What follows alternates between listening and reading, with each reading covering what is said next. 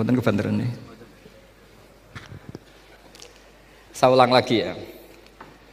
Jadi yang dikatakan mukjizat itu seringnya kan dikasih definisi satu pertunjukan yang di luar kemampuan manusia. Sehingga tongkat Nabi Musa membelah Laut Merah disebut apa? Mukjizat. Ontanya Nabi Soleh keluar dari batu disebut apa? Terus lucunya disebut alasannya karena manusia tidak mampu. Memangnya manusia mampu bikin onta normal yang lewat indukan? Mampu enggak? Enggak. Artinya umatnya Rasulullah lebih sering melihat kekuatan Allah Subhanahu wa ta'ala kulla waqtin wa hinin, setiap saat, karena cara berpikir sudah dibenahi Al-Qur'anul Karim. Paham ya? Maka untuk jadi wali umatnya Nabi itu lebih mungkin karena melihat kedahsyatan Allah setiap saat. Tidak usah nunggu sesuatu yang super kayak apa? Kan filakil bahri, sebagaimana laut terbelah oleh tongkatnya Nabi siapa? Musa. Terus ketiga, kalau logika mukjizat gini itu terus menerus seperti yang dialami Nabi Musa, resikonya adalah umat selalu menuntut hal yang aneh-aneh dan melupakan hal yang pokok. Itu lebih bahaya lagi. Misalnya begini, contoh gampang. Kita ini hidup di bumi setelah sampean belajar ilmu falak atau astronomi atau belajar geologi. Planet yang sebesar ini apa? Semuanya itu sudah maha dahsyat.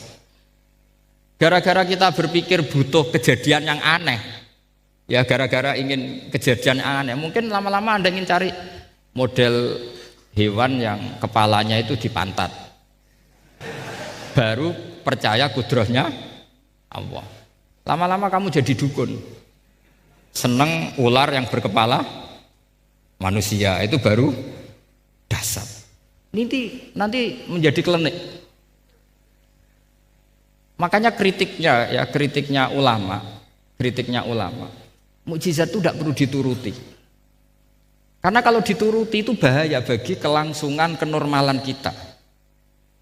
Makanya kata Abdul Hamid Khan, termasuk kitab yang saya kagumi, kata beliau begini, yang menjadikan orang kafir adalah dia nganggep kudrahnya Allah Ta'ala itu bergantung sesuatu yang dahsyat. Dia nggak sadar bahwa keseharian dalam hidupnya semuanya pertunjukan kudrahnya Allah Subhanahu wa ta'ala. Kayak tadi, saya contohkan nyamuk tadi. Inna woha la yastahi ayyadriba masalam ma. Terusannya ba'udotan fama fokwa. Kayak apa susahnya bikin nyamuk? Sudah kecil, punya alat kelamin, punya organ, punya urat. Lalu dalam tubuhnya juga ada kuman, kumannya juga berorgan. Kebayang nggak Anda bikin seperti itu? Enggak. Dahsyat mana dengan tongkatnya Nabi Musa? Sama-sama berstatus kita tidak mampu sama sekali. Dahsyat mana? Sama kan? Nah, itu yang diinginkan Rasulullah Shallallahu Alaihi Wasallam, dan Al-Quran menggiring kita cara berpikir begitu terus.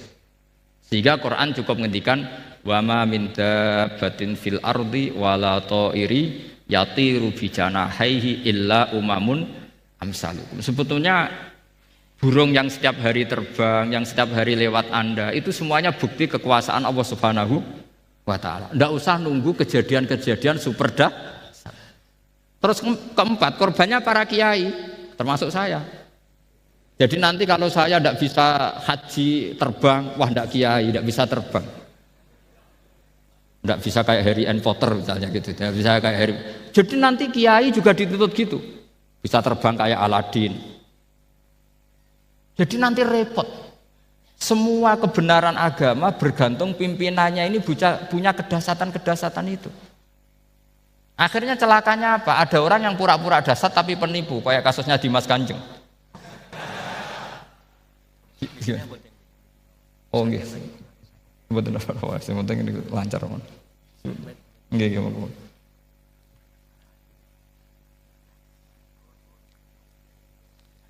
Jadi makanya nanti itu saya akan memberi penjelasan tentang apa? Mukjizatnya Al-Quran, kenapa disebut mukjizat paling apa? Dahsyat. Ini saya bacakan tag pokoknya ya, supaya sampean tahu. Ini tabaruk sama Imam Bukhari ya. Redaksi yang diriwayatkan Imam Bukhari, qala Nabi sallallahu alaihi wasallam, ini ikut kitab Fadhailil Quran. Ma minal anbiya'i nabiyyun illa u'tiya minal ayat ma misluhu amana alaihil bashar. Wa inna ma kana alladzi utituhu wahyan awhahu wa ilayya fa arju an akuna aktsarahum tabi'an yaumal qiyamah. Jadi semua nabi punya mukjizat, yang lewat mukjizat itu orang dipaksa iman. Karena dahsyat tadi. Saking dahsyatnya terus cocok tidak cocok itu percaya. Tapi kata Rasulullah, mukjizat saya itu berupa wahyu yaitu Al-Qur'an, dan saya berharap dengan mukjizat itu saya adalah nabi paling banyak pengaruhnya yaumal qiyamah. Maknanya paling banyak orang yang iman. Terus di sini dikomentari oleh syarehnya ya, oleh penyarahnya yaitu Ibnu Hajar Al-Asqalani. Ya saya baca Arabnya saja.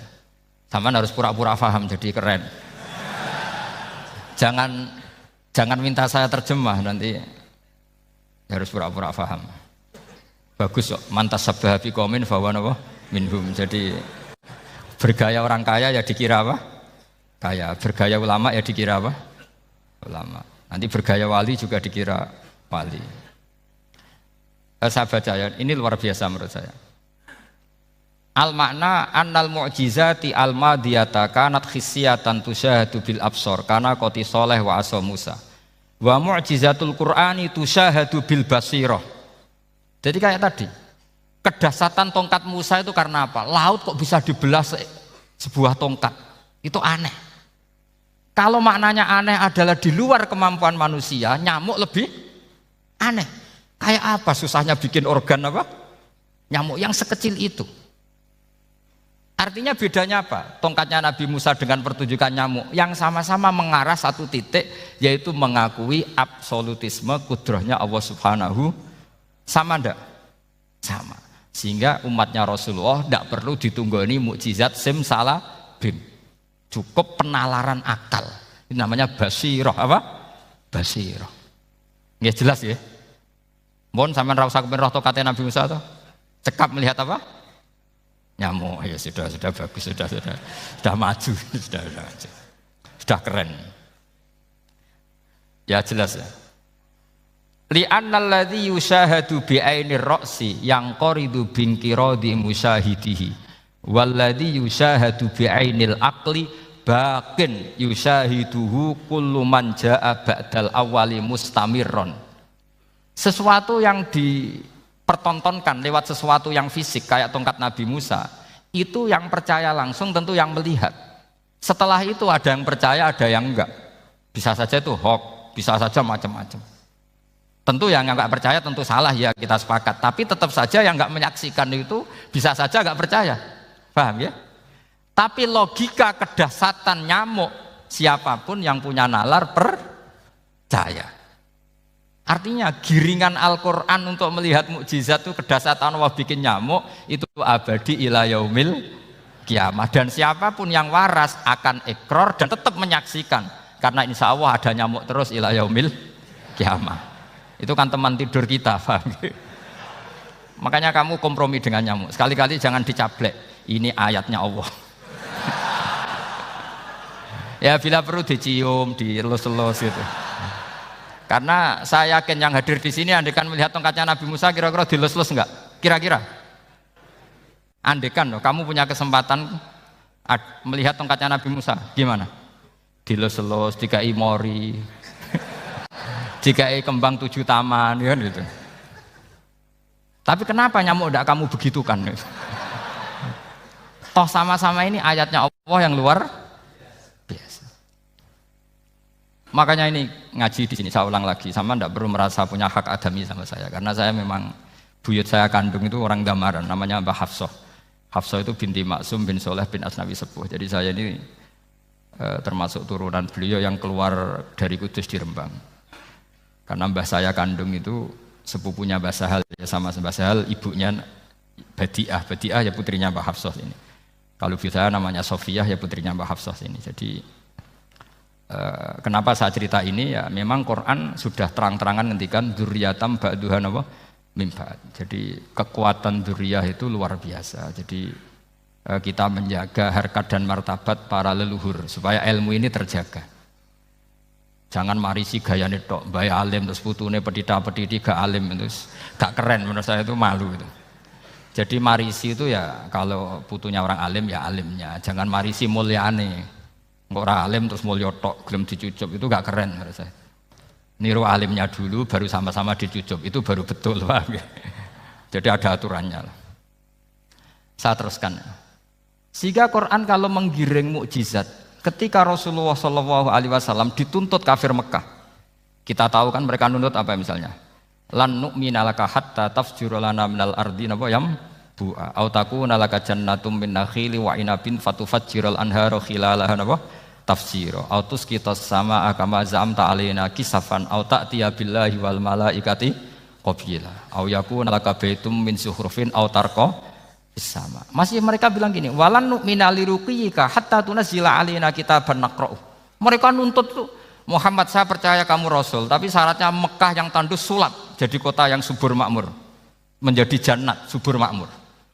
Atau begini saja Muhammad, kalau kamu gelo sama saya mangkel karena kita ada iman, turunkan saja azab, kisafam minas sama, turunkan saja azab. Atau begini Muhammad, kamu kan bilang utusan Allah, kamu datang saja bersama Allah digandeng gitu. Digandeng terus sama Allah diangkat tangan kamu, dimaklumatkan kalau kamu rasulnya. Au ta'tiya billahi wal malaikati qabila. Karena mereka dengan logika yang salah. Yang dikatakan mukjizat itu sesuatu yang seperti itu. Artinya kalau kamu berpikir mukjizat yang seperti itu, berarti Anda turunan kafir Quraisy. Anda turunan apa? Kafir Quraisy. Maka gak boleh berpikir mukjizat seperti itu.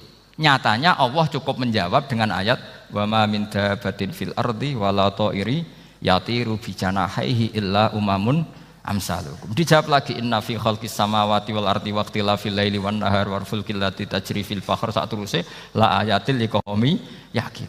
Semudah itu kita iman kedahsyatan kudrahnya Allah. Cukup melihat kerbau. Kok bisa ya jaga populasinya? Padahal tidak pernah dia seminar cara jaga populasi. Nyatanya tetap terjaga.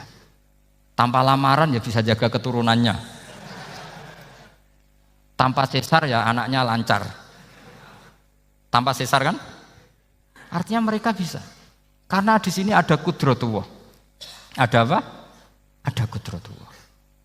Nah, kalau iman seperti itu, Anda baru betul. Yaitu yang disebut Allah ya tanazzalul amru bainahunna lita'lamu annallaha ala kulli syai'in qadir wa annallaha qad ahata bi kulli syai'in ilma. Semua urusan di alam raya ini hanya Allah ingin mempertontonkan bahwa saya kuasa. Jadi tidak perlu nunggu yang aneh-aneh.